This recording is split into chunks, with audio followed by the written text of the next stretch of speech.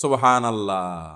আমি এক বিয়েতে গেছি, 5 মিনিট কোনো রকম, 5 মিনিটও হবে কিনা যায় না, 5 মিনিট বহু কষ্টে অপেক্ষা অবস্থান করে তাড়াতাড়ি করে যান বাসায় চলে আসছি খাওয়া দাওয়া থুইয়া। বলো যে খায়া যান, আমি না ভাই খাওয়ানোর শখ নাই আমার, ভাই মিটে গেছে ভাই, বাইরে চলে আসছি।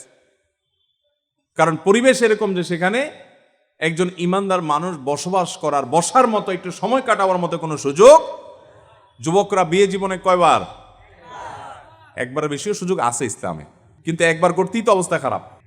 তো একবারই যখন বিয়ে হবে তাহলে সেই বিয়েটা গুনাহমুক্ত হবে, কোনো মানুষের কষ্টের কারণ হবে না ইনশাআল্লাহ।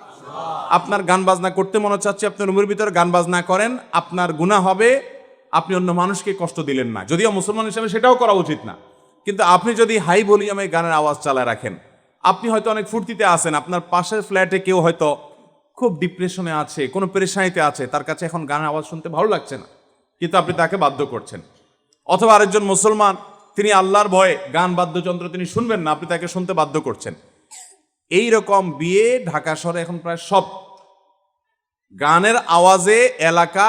এখন তো শুধু বিয়ে না, আকিকা হয়, এমনকি আপনার ওই যে পোলাপানের জন্মদিবস, কয়দিন পর পরই এর জন্মদিবস, ওর জন্মদিবস, এরপরে শুরু হবে কয়দিন পরে নিজের বাসায় যে বিড়াল পালে, যে কুত্তা পালে, ওইগুলোর জন্মদিবসেও শুরু হয়ে যাবে এই সমস্ত ডেক্সের গান আওয়াজ। ভালো করে শুনে রাখেন, ভদ্রতা শুধুমাত্র টাই, স্যুট, বুট, টুপি, জুব্বা এগুলোর মধ্যে ভদ্রতা না, ভদ্রতা আচরণ দ্বারা প্রমাণ হয়। যার আওয়াজ দ্বারা, আচরণ দ্বারা মানুষ কষ্ট পায়, তার চাইতে অসভ্য, তার চাইতে অভদ্র, তার চাইতে খারাপ মানুষ, তার চাইতে খারাপ মুসলমান আর হতে পারে। যুবকরা প্রতিজ্ঞা করবো তো ইনশাআল্লাহ যে আমার বিয়েতে কোনো মানুষের কষ্টের কারণ আমি হতে দেব